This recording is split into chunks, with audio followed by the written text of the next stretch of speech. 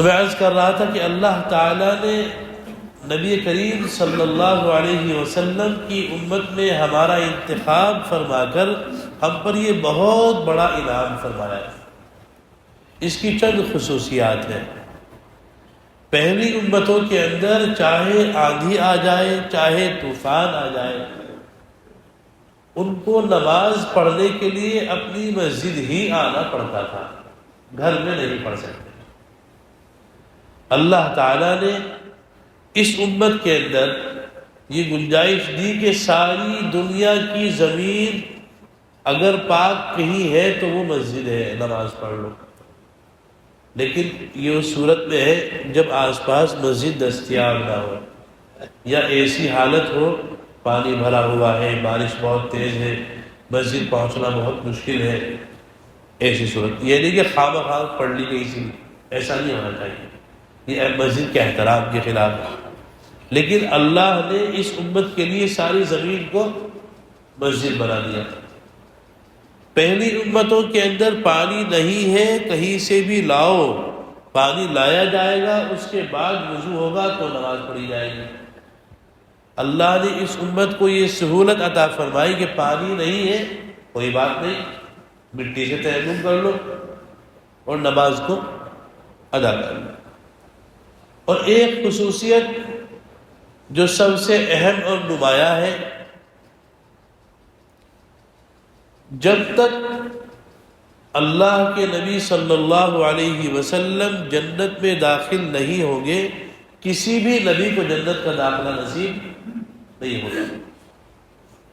سب باہر، جنت کے دروگاہ ہے، راہ ہے رضوان، ان کو اللہ کا حکم ہو چکا ہوگا، اگر پہلے شخص محمد آئیں گے تو ہی آپ دروازہ کھولیں گے، جب تک وہ نہیں آئیں گے دروازہ نہیں کھلے گا۔ وہ دروگا آپ کے آنے کا انتظار کریں گے۔ میدان حشر قائم ہوگا، یہ ساری زمین پوری دنیا چٹیل میدان بن چکی ہوگی، اور جیسے آج مٹی کی ہے، اس کے باوجود بھی جب سخت دھوپ ہوتی ہے تو کھڑے ہونا مشکل ہوتا ہے، لیکن اس دن یہ مفسرین کے اقوال کی روشنی میں یا تو تانبے کی ہوگی یا پیتل کی ہوگی۔ اب سوچیں، اور سوا نیزے پر سورج کھڑا ہوگا، تو اب کا حال کیا ہوگا؟ پوری روئے زمین پر ایک بھی سایہ نصیب نہیں ہوگا سوائے اللہ کے سائے کے، اور وہ خاص لوگوں کو نصیب ہوگا۔ پوری دنیا چٹیل میدان ہوگی اور سارے انسان جمع ہوں گے، ایک کے کپڑے بھی جسم پر نہیں ہوں گے، سب برہنہ ہوں گے۔ حضرت عائشہ رضی اللہ عنہ فرماتی یا رسول اللہ، جب برہنہ ہوں گے ایک دوسرے کو دیکھیں گے نہیں؟ فرمایا کہ عائشہ، نفسا نفسی کا عالم ہوگا، جس طرح دنیا میں ہوتا ہے، اگر میں کھڑا ہوں، میرے فیکٹری میں آگ لگ گئی ہے، اب کوئی میرا دوست آئے کہ میں نے مرسڈیز کار لی ہے، دیکھیے بھائی کیسی لگ رہی، میرا دھیان جائے گا؟ نہیں جائے گا، میں اپنے غم کے اندر مبتلا ہوں، تو مجھے گاڑی دکھا رہا ہے۔ بالکل ایسے ہی وہاں وہ نفسا نفسی کا عالم کہ کون جنتی ہے کون جہنمی ہے پتہ ہی کچھ نہیں، ایسے میں کسی کا برہنہ ہونے کا احساس بھی نہیں ہوگا۔ اس حالت میں انسان بہت سی بار یہ بھی سوچے گا جہنم میں ہی ڈال دو، میں یہاں سے ہٹا دوں۔ وہاں کی ہولناکی اتنی زبردست ہوگی، اس وقت میں ہر امت اپنے نبی کے پاس جائے گی اور کہے گی کہ حضرت اللہ سے آپ کہہ دیں شروع کر دیا جائے حساب کتاب۔ اب اللہ کا جلال اس وقت عروج پر ہوگا اور اللہ سے بات کرنے کی کسی کی ہمت نہیں۔ ایسے ہی ہر ایک نبی کے پاس جائیں گے، پھر تمام نبیوں کا مشورہ ہوگا تو تمام انبیاء اٹھ کر اللہ کے رسول صلی اللہ علیہ وسلم کے پاس آئیں گے، اور آپ کے پاس آ کر یہ کہیں گے کہ یا رسول اللہ، اللہ تعالیٰ سے آپ سفارش کر دیں، کیونکہ آپ اللہ کے حبیب ہیں، آپ سے اللہ کو محبت ہے، اور آپ سے اللہ تعالیٰ اتنی محبت کرتے ہیں کہ سب کی رعایت ہو جائے گی۔ اللہ کے نبی صلی اللہ علیہ وسلم فرماتے ہیں کہ پھر میں اللہ کے سامنے سجدے میں گروں گا اور اللہ کی تعریف بیان کروں گا جو مجھے ابھی معلوم بھی نہیں کہ میں کیا کروں گا۔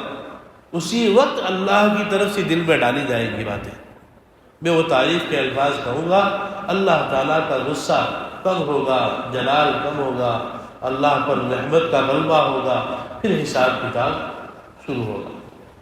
اس وقت رسول اللہ صلی اللہ علیہ وسلم جنت کے دروازے پر جا کر دروغہ سے بات کریں گے، وہ آپ کا نام پوچھے گا، آپ بتائیں گے، وہ دروازہ کھولیں گے، پھر آپ اندر جا کر پہلے تمام انبیاء علیہ السلام کو بھیجیں گے۔ اس کے بعد حدیث پاک کے اندر آتا ہے، اور جب تک میری امت جنت میں نہیں جائے گی تب تک کوئی امت جنت میں نہیں جائے گی۔ یہ اس امت کی خصوصیت ہے، سب رکے رہیں گے۔ لیکن یہ کیوں ہے خصوصیت؟ اس کی وجہ یہ ہے کہ اللہ نے اس امت کو ذمہ داری بھی ایسی دی ہے۔ پہلی امتوں میں بے فکری تھی کہ جب بھی حالات سر سے گزر جائیں گے اللہ نبی کو بھیج دیں گے، لیکن آقا نامدار محمد عربی صلی اللہ علیہ وسلم کی اس دنیا سے پردہ فرما جانے کے بعد اب کسی نبی کے آنے کی کوئی توقع نہیں ہے اور نہیں آ سکتا ہے۔ کوئی شخص اگر دعویٰ کرتا ہے نبی ہونے کا، اگر وہ پوری دنیا کو دلائل کی کتابوں سے بھر دے، ہم تب بھی اس کا انکار کرتے ہیں۔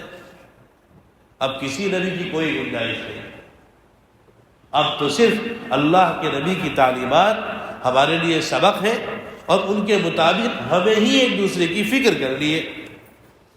اچھائیوں کا حکم ایک دوسرے کو ہم کریں گے، برائیوں سے ایک دوسرے کو ہم روکیں گے۔ بس طریقہ یہ ہے، جب حکم کریں اچھائی کا تو اس میں حکمت عملی اختیار کر لیں، جب کسی کو برائی سے روکے تو حکمت کے طریقے پر روکے۔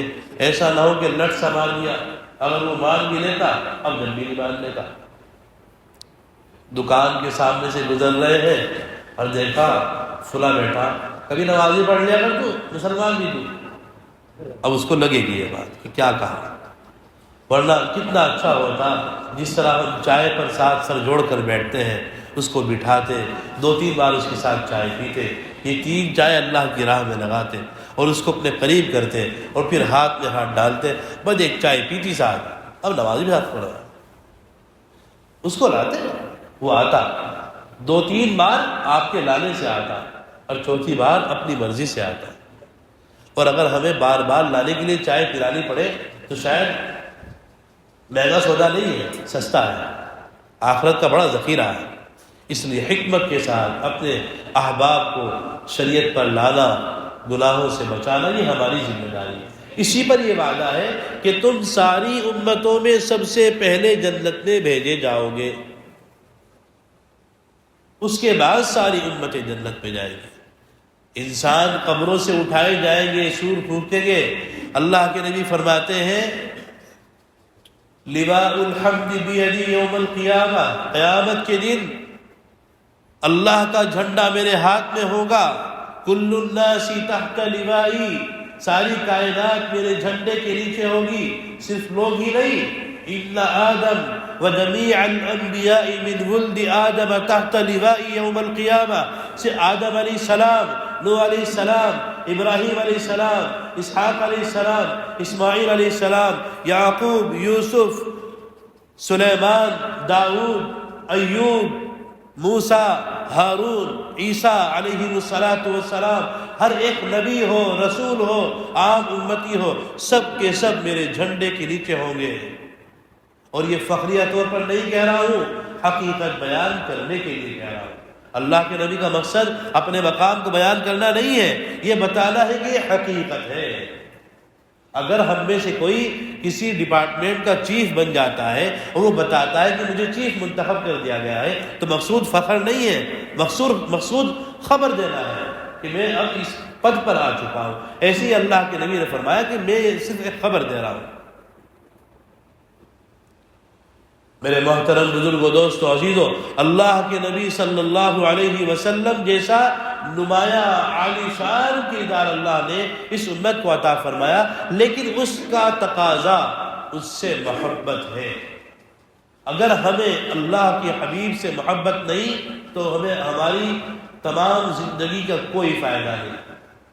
اللہ کے نبی نے فرمایا لا يؤمن احدكم حتى اكون احب اليه من والده وولده والناس اجمعين، کہ تم میں سے کوئی شخص اس وقت تک مکمل ایمان والا نہیں ہو سکتا جب تک کہ وہ مجھ سے اتنی محبت نہ کر لے، اس کی ماں کی محبت پھیکی پڑ جائے، اس کے باپ کی محبت پھیکی پڑ جائے، اولاد کی محبت پھیکی پڑ جائے، رشتہ داروں کی محبت پھیکی پڑ جائے، جیسے صحابہ کو پڑی تھی۔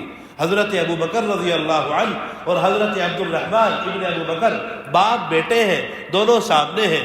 باپ نبی کی طرف سے لڑ رہا ہے، بیٹا کفار کی طرف سے لڑ رہا ہے، بعد میں ایمان لے آئے، دونوں لڑ رہے ہیں۔ بیٹے کی تلوار باپ کی گردن پر رکھی ہے اور گردن سے تلوار ہٹا کر کہتا ہے ابا آپ میرے والد ہیں، میں آپ کو کچھ نہیں کروں گا۔